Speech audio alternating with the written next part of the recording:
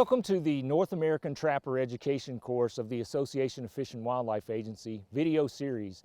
In today's video, we're going to talk about how to modify a trap to meet some BMP criteria.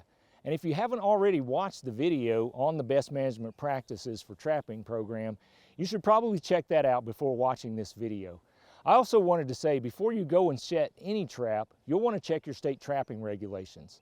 In this video, we're going to focus specifically on some trap modifications that may make traps perform a little bit better, improving your catch rate as a trapper and also improving the welfare of the animals that you actually capture. And let me say, the BMP program did not come up with the trap modifications that we're going to look at today. Trappers did. They're the ones who have really improved trapping. And as in the BMP program, we're just scientifically evaluating that. Let's start from the bottom up and first talk about the chaining system. Swivels should always be in the chain of a foothold trap.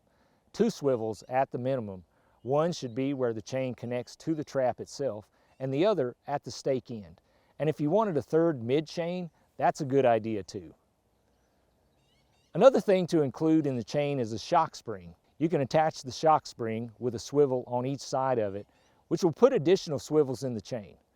The purpose of the shock spring is to dampen the lunge or impact of a lunge that an animal might make.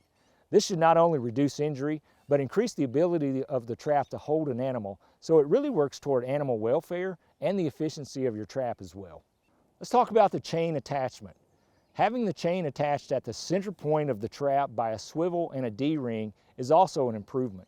This keeps the animal's foot from sliding back and forth in the trap, which will happen if a trap chain is attached at the corner. Keeping the chain short, no more than 18 inches for a stake trap, which includes the swivels and the shock spring, is a good idea as well. That reduces the force and momentum an animal can generate as it pulls on the trap. Now let's look at modifications to jaws. Essentially what we're talking about is taking a plain jaw trap and somehow altering the jaw to improve its performance. This is a trap with laminated jaws. Lamination increases the surface area that's in contact with the animal's foot.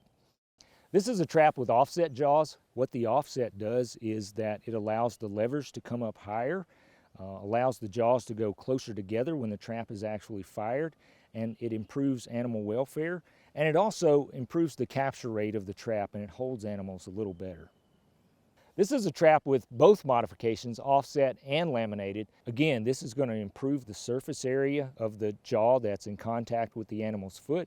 That's going to improve animal welfare, and having the offset could also improve your capture rate.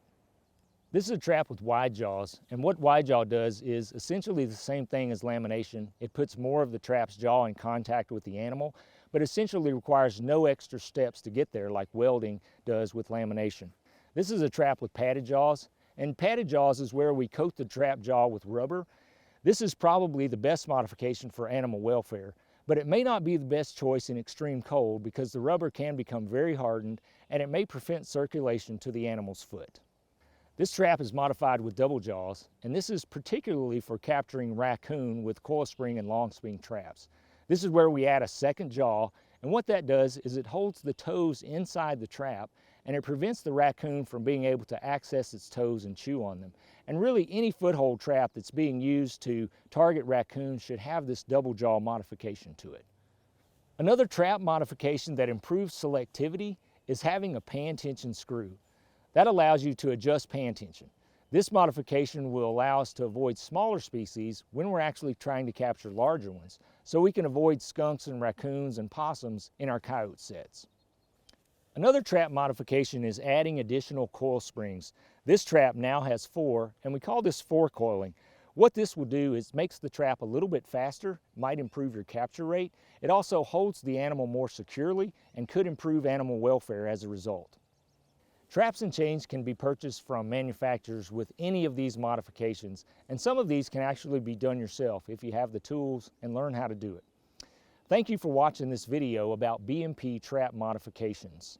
We'd also encourage you to watch all the videos in the North American Trapper Education course series, and we'd also encourage you to check out our website where you can find out all the information about BMPs and trapping from the Association of Fish and Wildlife Agencies.